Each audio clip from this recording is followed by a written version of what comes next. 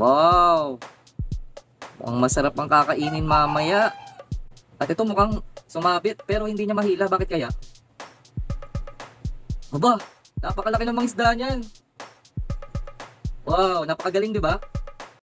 Guys, ganito daw gumawa ng panghuli ng isda gamit lang ang pet bottle, nylon string, at kahit anong pang-hook.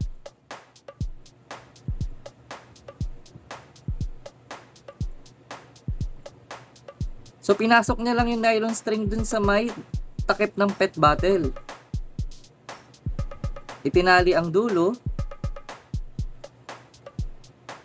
Nilinis ang pagkakatali tapos sinunog para hindi ito matanggal sa pagkakatali. Ngayon isinara niya na. Tapos pumutol siya ng tamang haba lang para mailagay yung hook o yung fish hook.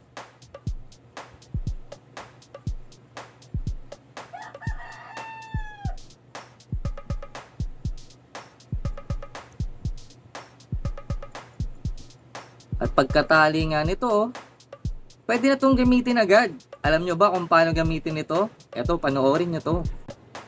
Yan na siya. So, di ba? Nakahuli agad ng isda. Napakagaling talaga. At meron pang isa.